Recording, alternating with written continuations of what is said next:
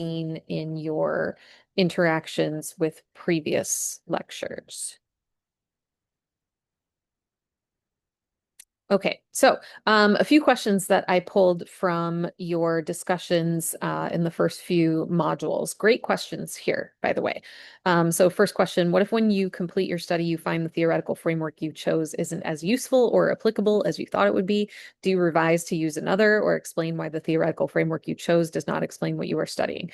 So that's a good question. So first, if as you get through your study, you find that your framework has limitations you didn't anticipate, it is perfectly acceptable to acknowledge that in your limitations section discussion in your dissertation. You can think of it like a results section. If in your results you find that your hypotheses are incorrect, would you throw out the study or redo it? Or would you report that the hypotheses are not correct or not fully correct and explain what the results are? Um, so so the answer is you don't get rid of your theoretical framework and go back and start over. You just identify what are the things that do not fit within the theoretical framework and why do you think that is. It's also okay to identify gaps and or theoretical contributions in the discussion chapter as part of your recommendations. So what did your findings teach you about your framework? Are there ways it could be updated moving forward? Are there and again, like how did things fit into the framework and where did they diverge from the framework and why might that be? Was it the context? Was it the particular participants? What issues were happening within the study that might make it so that your theoretical framework was not fully explanatory? That's pretty typical. So I think I talked a bit about this in previous lectures, but you're not going to have a perfect framework. So it's just a matter of being critical about how you're using it. And then the next question here, you could have either a theoretical or conceptual framework. Is that right? Or both? I'm thinking now about how we make sure to attend to equity and justice in our framework if we don't select a critical theory? Or would it be best to select a critical theory as one of several theories in our framework? So you could have both a theoretical and a conceptual framework. Say maybe a theoretical framework built from theories and then a conceptual framework developed from your findings. It's more typical though, and this is more what I would recommend, to have either a theoretical framework comprised of a theory or theories, or a conceptual framework which can be made up of more than just theory. So propositions, literature. So you may have theories that feed into your conceptual framework, but it's okay for that to be considered just your conceptual framework. And then the next part of that question, you don't need to select a critical theory to be critical of the theories you're using. So you can learn what you're using or learn, sorry, you can use what you're learning across the courses in the Dell program and the reading that you're doing to really be to do a critical analysis of the framework that you are developing and that you're using.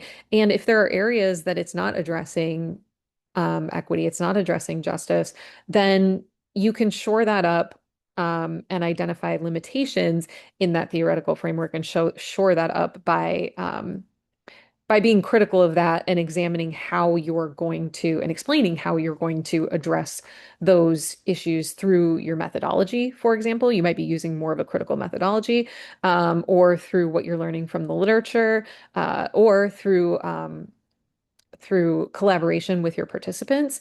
So there are lots of ways to to be critical within a study and to do critical work and to do equity and justice work without necessarily using a critical theory as one of the theories in your framework.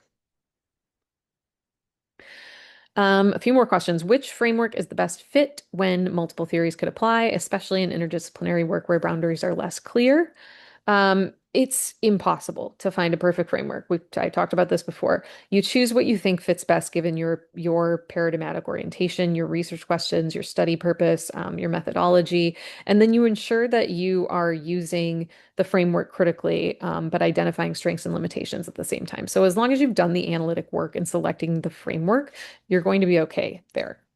Um, and you just have to also keep in mind that bidirectional influence between research questions, methods, and framework, right? So it's not, you may have developed your questions, your research questions before you decided what framework you're going to use.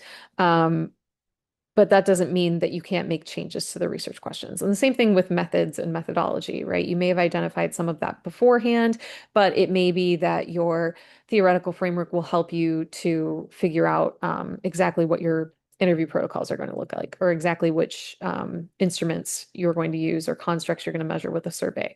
So there's multi-directional influence among these things. And then the next question, should we be delving into other paradigms? I know your book goes into positivist, post-positivist, constructivist, critical transformativist, and post-structuralist. Will our course go into paradigms and how that can impact our work? Will economic paradigms be a course option? It's great question. We'll be talking more about epistemology in the course in week 8, I think week 7 or week 8, but more in relation to positionality and not really, I'm not going to dig into like, here are all of the ways that epistemological viewpoints are conceived of or paradigms are developed. Um, so we're not really going to be going over like the many different viewpoints. Of course, you can choose to do some additional research in that area, and that will come up when we talk about positionality. But I'm not dedicating a module fully to paradigms or economic paradigms for that matter. But great questions, all of you, and thank you for engaging in those discussions within the lectures. It's great to see the discussions you're having with each other and to get a sense of what you're all thinking and where you are in your thinking as you're working through those interactions. So, the only thing for you today in this lecture, just a closing with some lingering questions. Because I'll do another one of these to do some back and forth with you all so that I can answer some of your questions that you might have for the benefit of all of you. So as we move into our last couple of weeks, what questions do you still have about frameworks and their use in research, or any other questions or things you want to share in the discussion that I can do another one of these little check-in lectures for you all. So anyway, great work thus far. I will see you in Module 6.